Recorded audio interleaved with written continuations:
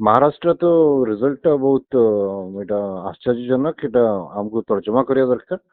ଝାଡଖଣ୍ଡରେ ନା international border ଅଛି ନା କିଛି ଅଛି।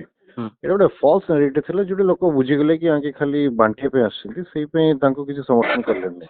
नमस्कार मु स्वागत करुच्ची न्यूज रूम को मो सहित अच्छा कांग्रेस सांसद सप्तगिरी उल्लाका सर सर मु जानिया पाई चाहिबी जे झारखंड रे जेएमएम एवं कांग्रेस रो मेंट एक बृहत्तर विजय दिगरे आगु को बढ़ुची सर या पछर कारण कोन रहिछि एवं आउ गोटी कथा जानिया पाई चाहिबी जे महाराष्ट्र रे जो भली भाबे आपण पछरे पडिछंती बा महाविकास अगाड़ी रो जो मेंट पछरे पडिछि ता पछर कारण कोन?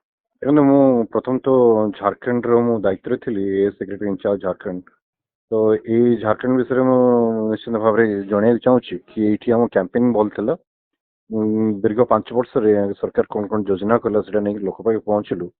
ପୁଣି ଯେମିତି ଆପଣ ଦେଖିଥିବେ ଗୋଟେ ଆଦିବାସୀ ମୁଖ୍ୟମନ୍ତ୍ରୀକୁ ତାଙ୍କେ ଜେଲରେ 5-6 ମାସ ଭର୍ତ୍ତି କରିଦେଇଥିଲେ।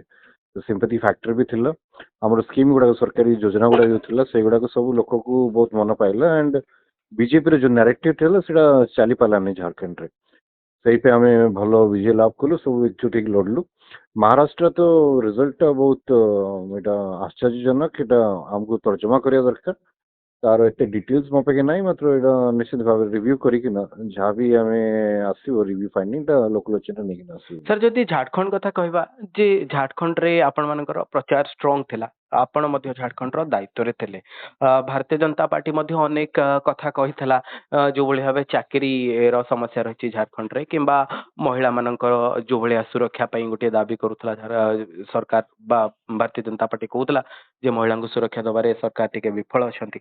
एई सब को नै आपण पुनी थरे आगु को बढ़िबे, याकू को भली भाबे आपण देखिबे जे रोजगार समस्या केमती दूर हबो आउ किभଳି भाबे जो महिला सुरक्षा कथा भारतीय जनता पार्टी उठेतला ताकू किभଳି भाबे जवाब देबे? ଦେଖନ୍ତୁ ମହିଳା ସୁରକ୍ଷା ବିଷୟରେ ତାଙ୍କେ ଏଇ କହିଥିଲେ କି ଏଇଟା ଘୁଷପେଟି ବାଂଲାଦେଶରେ ପଳେଇ ଆସୁଛନ୍ତି ଝାଡଖଣ୍ଡରେ। ଝାଡଖଣ୍ଡରେ ନା ଇଣ୍ଟରନ୍ୟାସନାଲ ବର୍ଡର ଅଛି ନା କିଛି ଅଛି। ଏଇଟା ଗୋଟେ ଫଲ୍ସ ନାରେଟିଭ ଥିଲା, ଯୋଉଠି ଲୋକ ବୁଝିଗଲେ କି ଆଙ୍କେ ଖାଲି ବାଣ୍ଟିବା ପାଇଁ ଆସୁଛନ୍ତି, ସେଇପାଇଁ ତାଙ୍କୁ କିଛି ସମର୍ଥନ କଲେନି। ଆଣ୍ଡ ନିହାତି ଭାବେ ମହିଳା ସୁରକ୍ଷିତ ଅଛନ୍ତି ଝାଡଖଣ୍ଡରେ। ଆମ ଆଦିବାସୀ ମୁଖ୍ୟମନ୍ତ୍ରୀ କଳ୍ପନା ସରେନ ସମସ୍ତେ ଅଛନ୍ତି, ଯୋଉକି ମହିଳାମାନଙ୍କୁ ସୁରକ୍ଷା ଦେବା ପାଇଁ ଆମେ ନିଶ୍ଚିତ ଭାବରେ ରୋଜଗାର ବିଷୟରେ ଆମେ ଘୋଷଣା ପତ୍ର ବି କରିଛୁ। 10 ଲକ୍ଷ ଚାକିରି ଆମେ ଏଥର ଦବୁ ବୋଲି। ଆଣ୍ଡ ଏଇଟା ଆହୁରି ଜୋରଦାର କାମ କରିବୁ ତା ଉପରେ। सर बटेंगे तो कटेंगे सर मु चाहिबी आ ऊपर आपण कोन मत रहयो, कारण आपण ए नैरेटिव को काटी चंदी झारखंड रे। आर କିଛି मतलब ही नहीं, माने तांकी कौन कहବାକୁ ଚାହୁଛନ୍ତି, तांकी हिंदू मुस्लिम ବାଣ୍ଟିବାକୁ ଚାହୁଛନ୍ତି କଣ, ମାନେ ତାର କିଛି ମାନ୍ୟତା ହିଁ ନାହିଁ ସେ ଡାୟଲଗ।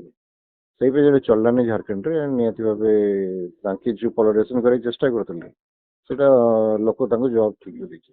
सर चंपाई सोरेन कर जेएमएम छाड़ी बीजेपी रे जिबा ଏହା ଗୋଟେ ବଡ ବ୍ୟାକଡ୍ରପ ରହିଲା ବୋଲି ଭାବୁଛନ୍ତି କି ଭାରତୀୟ जनता पार्टी ପାଇଁ? ନାଇଁ, ତାଙ୍କେ ଗଲାର କିଛି ଫାଇଦା ତାଙ୍କୁ ମିଳିଲାନି। ଆମକୁ କିଛି ଫରକ ପଡିଲାନି ତା ଉପରେ। धन्यवाद सर, आपण आम सहित रहले एवं ए विषय पूरा पूरी आलोचना